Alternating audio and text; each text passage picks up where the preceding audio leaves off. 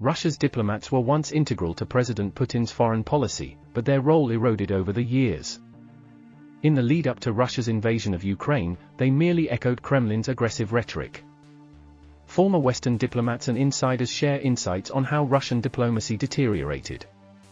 In October 2021, U.S. Undersecretary of State Victoria Nuland met Russia's Deputy Foreign Minister Sergei Ryabkov in Moscow. Ryabkov, once seen as a practical negotiator, now rigidly read from scripts. Russian diplomats even used undiplomatic language, a stark contrast from the past. Ensure you stay well informed by subscribing to our channel, Slant News. We provide the latest, most credible news. Thank you for considering us. Back in 2000, Putin aimed to cooperate with NATO, emphasizing Russia's ties with the West. However, as Putin grew more powerful, he became dismissive of diplomats, thinking he had all the answers. The turning point came in 2007 when Putin accused Western countries of shaping a unipolar world. Russian diplomats followed suit. In 2009, attempts to reset relations with the US proved futile, as Russian counterparts echoed Putin's anti-Western stance.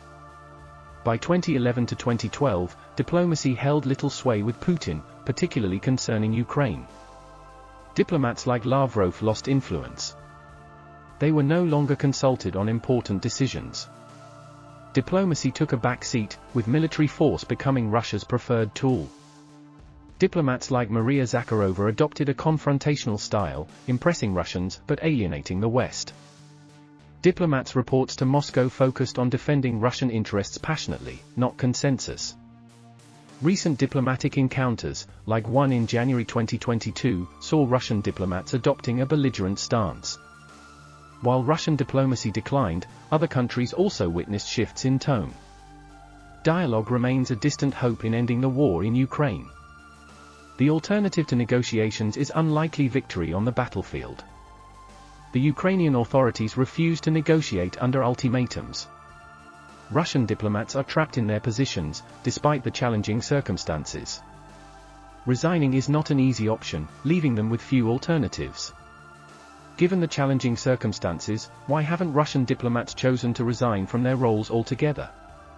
The answer lies in the fact that many of them have been entrenched in their positions for a decade or more, and there are limited alternatives available to them. It's a daunting prospect to start anew after dedicating their careers to diplomacy. For these diplomats, it's not merely about the job itself but also about the lifestyle and the connections they have cultivated over the years. Despite the difficulties they face in their roles, they may find some comfort in the routine and camaraderie within the diplomatic community. In conclusion, Russia's diplomats have witnessed a significant decline in their influence and effectiveness over the years, especially as their roles became more subservient to President Putin's views and policies. While the prospect of a return to meaningful diplomacy remains uncertain, these diplomats find themselves in a challenging position, torn between their professional commitments and the changing dynamics of Russian foreign policy.